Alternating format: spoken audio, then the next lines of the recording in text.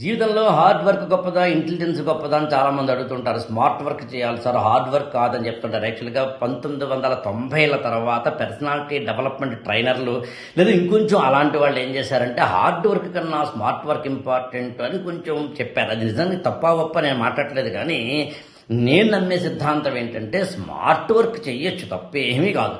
కానీ నేను smart work కన్నా హార్డ్ వర్క్ ఇంపార్టెంట్. నేనైతే ఏమంటానంటే హార్డ్ వర్క్ అంటే హార్డ్‌గా చేసే వర్క్ కాదు, కష్టంతో చేసే వర్క్ కాదు, ఇష్టం లేకుండా చేసే వర్క్ కాదు. ఎక్కువ గంటల పాటు శ్రమించడం. ఇక్కడ నుంచి కాశీ వెళ్ళాలనుకుంటే ఉదాహరణకి ఎన్ని వేల కిలోమీటర్లు ఉందో లెక్కేస్తే మీరు ఒక కారులో ప్రయాణం చేస్తే ఎన్ని రోజుల్లో వెళ్ళాలి అంటే అన్ని రోజుల్లో వెళ్ళడానికి రోజుకి ఎన్ని కిలోమీటర్లు ప్రయాణించాలి అనేది ఈక్వేషన్.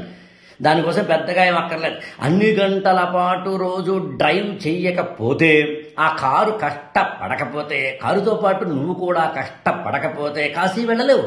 ఒక ఎగ్జామినేషన్ చదవాలి, ఉదాహరణకి ఐఏఎస్ ఎగ్జామినేషన్ చదవాలి. ఐఏఎస్ ఎగ్జామినేషన్ చదవడానికి ఏదో physics, chemistry, biology, international relations, economics, polity, history, culture చాలా ఉంటాయి. వీటన్నిటిని చదవడానికి ఒక 30-40 పుస్తకాలు ఉంటాయి. వీటన్నిటిని కనీసం 5-6 రివిజన్లు చేయాలి. రోజుకు వస్తున్న కరెంట్ అఫైర్స్ని చదవాలి. మరి ఇవన్నీ చదవడానికి నీకు కావలసిన ఒకానొక ప్రధానమైనది ఏంటి? హార్డ్ వర్క్ కాదా? స్మార్ట్ వర్క్ అని ఎలా అంటావు? ఏదో ఈజీగా షార్ట్ కట్ వర్క్ అని ఎలా అంటావు? అంటే హార్డ్ వర్క్ చేసి తీరాల్సిందే. బండగా చేయడం కాదు హార్డ్ వర్క్ అంటే, తెలివితేటలు లేకుండా చేయడం కాదు హార్డ్ వర్క్ అంటే, స్ట్రాటజీ లేకుండా చేయడం కాదు హార్డ్ వర్క్ అంటే, ప్లానింగ్ లేకుండా చేయడం కాదు హార్డ్ వర్క్ అంటే. హార్డ్ వర్క్ అంటే నిన్ను నువ్వు నిప్పుల్లో కడుక్కోవడం. హార్డ్ వర్క్ అంటే నువ్వు జీవితంలో గొప్పవాడవడానికి బర్నింగ్ డిజైర్ తోటి కాలిపోవడం.